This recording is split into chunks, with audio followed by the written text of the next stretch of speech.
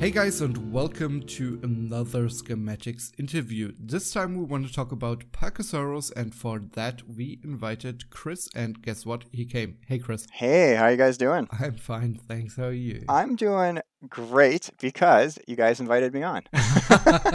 Wow. For the guys out there who have no idea who you are, could you please introduce yourself real quick? Yeah, sure. So I'm Chris, and I'm one of two people who are working on Parkasaurus. Yeah, so there's me and my partner Myron, and we've been kicking around the games industry for about 10 years, I think. Wow. And this is our first project, which is kind of truly ours, so to speak. So you said that you've been kicking around the games industry for a while. Outside of your own game development, what games do you like to play? I play pretty much everything. That's kind of a lame answer, but it's true. If I'm looking through my most recently played the last month, well, okay, I'll be honest. I don't have time to play any games anymore because of Parkasaurus.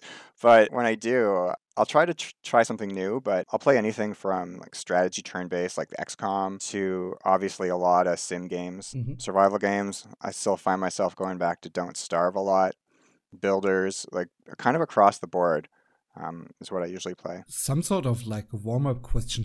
Why did you choose dinos? I mean, it could be animals or whatever. But why dinos? Me and Myron both find dinos really cool, first off. And I think dinos are fun because you have a lot of artistic license to work with them. And I think you can get away with it a bit more than animals because, you know, we're pretty sure what animals look like because they exist. And dinos did exist, but they're not around anymore, right? So I think you have maybe a bit more forgivable leeway, which is sort of more fun for us because then we can kind of create new things about it. Like, for example, we have a shader which gives the dinos different colors when they're born. And I think that's sort of easier to do because they're extinct. And so people don't hold you to it as much. Yeah, and dinos are cool, man.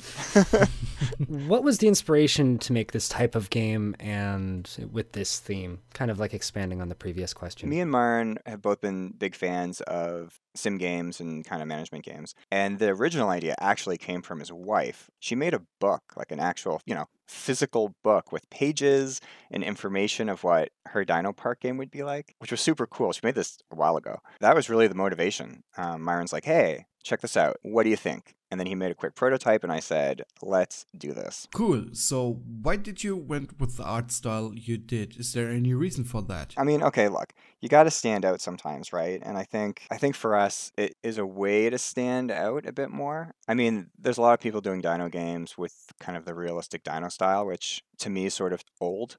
And Myron made a really cool shader. And so I think for him, kind of this really neat pastel flat art style is something he really likes and he's really good at it. And yeah, I don't know. I mean, I think it stands out. And yeah, I don't know, looks cool. So recently, there's been kind of a resurgence in sim games. More specifically, there's been a resurgence in like zoo management games, especially dinosaur management games. A whole bunch of games have popped up recently. Yeah. And I'm just curious, what is your place in this like new mini niche genre or like rebuilt mini niche genre of Dino Park management games? Yeah, what happened, eh? Yeah. It's like they all kind of burst out of the woodwork. It's funny because, you know, we started this a while ago and we had no idea these other games were on the, like, we're going to start, right? And so it's sort of depressing in a way when you start seeing it happen, but also motivating. So I think where do we fit into all this? First off, me and Myron bring a ton of experience to making games, right? And I think that's sort of underestimated a lot of the time. So our game is actually going to be tight and finished. So I think we're going to be the alternative to kind of the AAA dino theme management game. I think our game's going to be deep. It is, and it's going to be quirky, and it's hopefully going to be funny. It's going to really make you think, which for us is kind of important. The real management sim game. We want to not forget about that part. Like, we're not a AAA company that's going to make these huge, amazing, graphically accurate dinosaurs. We just can't do that. We don't have the person power. And I feel sometimes those games maybe forget about gameplay. That's kind of where we want to fit into it all. Talking about humor, in the release trailer, we see dinos with glasses and hats and stuff.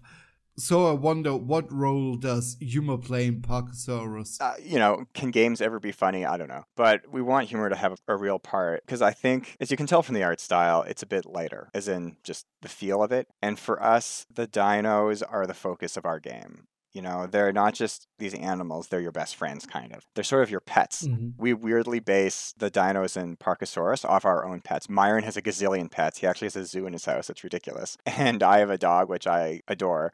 And so for us, it's like we love to dress our pets up in stupid shit. And so, like, why wouldn't you dress your dinos up with really cool stuff like sunglasses and scarves and Santa hats? And not only do they give like bonus powers to your dinos, they're just kind of fun. Yeah, I mean, I think it's a lighthearted take on it all. I think you kind of get these dino games, which you know, I get why they're serious, but like they take themselves way too seriously. And the idea of a dino theme park in itself is inherently ridiculous. So we're kind of just playing that up, I guess. Hold on. They give you bonus powers? That's what I was thinking. Like all your dinos kind of have different personalities when they're born. Some of them will inherently have certain traits that the species will have. Okay. But they also have things like health and health resistance. You could say like, okay, my dino, Betty, it's a Triceratops. And let's say she's born and for whatever reason, she gets sick easier than the other dinos. Like that's just a trait they'll inherently have in the game. And be like, oh, well, if I research a Santa hat, that gives resistance to sickness. Be like, okay, Betty, you need a Santa hat. So there's kind of like silly stuff like that in the game, which actually does play out as the game goes on. Awesome. So on the website, it says that dinosaurs need specific exhibits. So how does this work mechanically? So the dinos are the star, but the exhibits are how you really make money. Every species has a preference to the biome they live in and the sub-biome. So your exhibits will have a base biome, and depending if you add water to the exhibit or you change the elevation of that biome, you can modify its sub-biome. And so there's a little chart when you click on the exhibit, it pops up, tells you your biome and your sub-biomes, and you can kind of push, let's say, to a different sub-biome. And this sub-biome might match the Stegosaurus really well. And so the happier Stegosaurus is, the more money you'll make. And that's just one aspect. So your exhibit also will need things like trees and bushes and plants, and there'll be minimum requirements for that. So different species will have different minimum requirements, and the trees and the bushes that you plant have to match the biome. And of course, the trees and the bushes have water requirements, so you'll have to add that into the exhibit. A very water-oriented biome might require more water because all the plants need the water, but a desert, you could see it requiring less water. Like the exhibits also have privacy, so depending where you put tall grass and depending where the path is, beside the exhibit, you'll see a heat map of your exhibit, and it'll show you the places that are private and not private, and you kind of have to balance this with your dinos, right? Because your dino wants privacy, but you can't have it privacy all the time because then the people won't see it, and that's kind of where the management stuff comes into it. I could go on and on about the exhibit. The exhibits themselves are kind of where we're putting a lot of the focus of the game, and that's where we're hoping the game stands out from the rest of the kind of dino sim management games you have out there. Let's talk about time travel. On your website, there is a feature list, and there's time travel. Okay. What is it for and how does it work? Okay, maybe it's not as cool as it sounds. I still think it's cool. So in Parkasaurus, you'll be able to buy dinosaur eggs from town of dinos you've discovered. But in order to discover new dinos, you got to use the time portal. Essentially what this means is you have to find different dino parts of a certain species and put them into the portal. And then when you do that, the portal kind of goes back in time and gives you the egg. And once you have that, you unlock that species for the rest of the game. Maybe it's the realistic part of the game where you have to go back in time, discover new dino DNAs to unlock them. Is that realistic? Is there anything realistic about dino time travel? I don't know. First-person shooting was a very unloved feature from Roller Coaster Tycoon 3. Yeah. And we're curious as to why you decided to include that as a feature in Parkasaurus. Yeah, that is a hot button topic, isn't it? Maybe before I answer, I should ask you guys, how do you feel about it? Depends on how it's implemented. Why we did it, it was kind of just done as a joke off the bat. Myron just hacked it in because it was very easy to do. And when he did it, it ended up being hilarious. And so we thought, okay, let's see what we can do with this. I think for a couple of reasons. Like one reason was that it's really fun to see your dino best friends up close. Now, and the problem of that sort of is we realized you can kind of see the jankiness of the game easier when you're in first person mode, which is maybe bad, but it's not a requirement because we know some people hate it, like just first person. They just don't want to even go into first person mode when they're doing these type of games, which, you know, we get. But I think for people who do, it's sort of a fun way to explore your park from a different perspective. And we're also trying out the mechanic of like when your dinos escape and you have security guards who can kind of trank your dinos down and you can put them back in their exhibit. But if you want, you can go in first person view and sort of trank them yourself. And then we realized it was sort of funny to run around your park and just start tranking all the guests. So I think we're going to keep it in because it's funny and it depends on the feedback that we get. You People are of definitely two different camps, it seems. And maybe if we don't force the camp that doesn't like it not to use it, then everyone will be happy? Question mark. You talked about the privacy feature earlier. Building on that, how deep is the management? What else can we expect? So that's kind of a tough question to answer because management sort of means different things to different people. What I'm trying to achieve with Parkasaurus, if you decide to play the management way, is you actually need to make money for the game to progress, right? Like from the top level, I want it management-y from that side of things where your park can fail if you just spend all your money and don't focus on raising money to then expand your park to make more money. Like to me, that's sort of the great management loop. As for the small things you can do, basically managing your exhibits is your biggest moneymaker, but there's other things. It could be as simple as your bathrooms. Do you have enough? And are they getting emptied in time? Do you have enough employees to empty them? Are they spaced out around the park in strategic areas? Are you placing your paths to maximize flow of your park? Are you kind of giving the guests the signs they need to get to certain dinos? Like, are you managing ticket prices? Can you increase the price of your tickets? At the end of the game, you can go through your computer and see how the prices affected guest attendance throughout the day or donation amounts, right? Because getting donations from your guests for the exhibits is the main way you make money. And so I think we're going to have a lot of factors like that in the game. We're still trying to figuring out which are the best ones. And for us, we can't do everything great. We just don't have enough people. So we're trying to do a few things really well. And from the management side of that, for us, that's really going to be the focus on the exhibits. But in addition, of course, you can change every vendor in the game. You can change what they sell, kind of the stock that they sell and the price that they sell it, and sort of kind of gauge from there.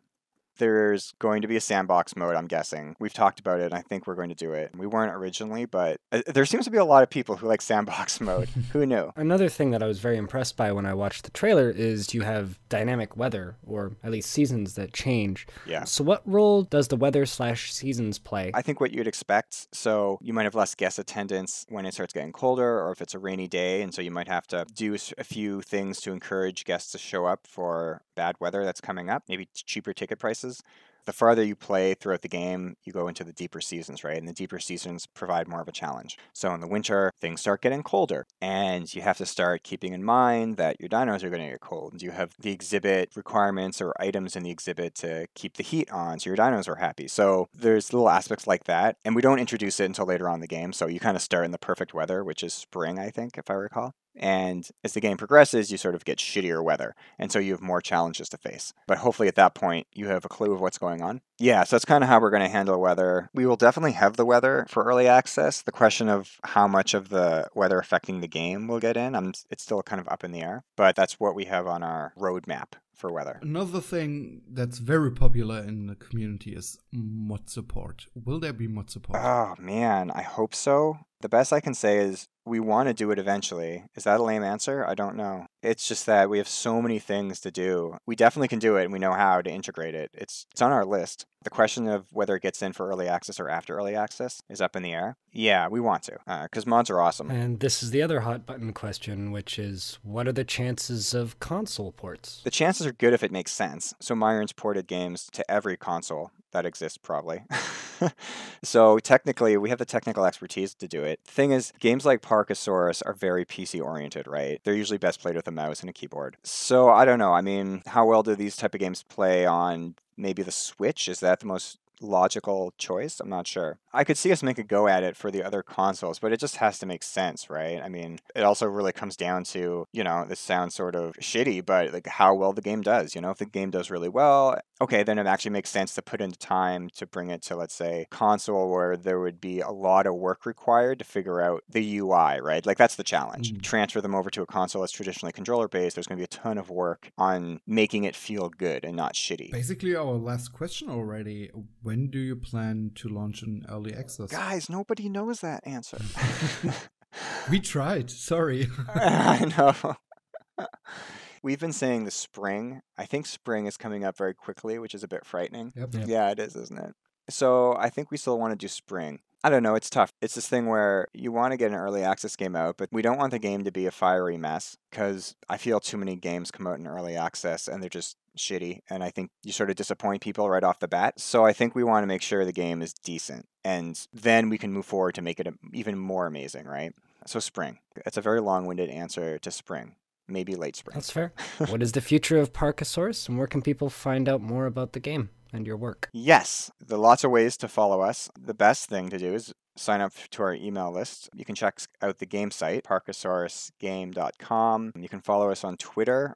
The company that we are is called Washbear Studio. And if you go there, we have a link to a billion other things. We have a Discord server, which is pretty good. You can come there and you can vote on what dinos we make next for the game. We've been doing that. That's been a lot of fun. Oh, and then our Steam page, of course. I'm a big stupid head. Wishlisting us on Steam is probably the one greatest thing any one person can do. Cool. So, first of all, Chris, thanks again for joining us and telling us a little bit more about Parkasaurus. Thank you so much for inviting me on. It's really cool. I really, really appreciate it. And for our viewers and listeners, thanks a lot for viewing and listening. If you have any comments, questions, suggestions, as always, we have a wonderful comment section under the video. Feel free to use it. See you next time. Bye. Bye.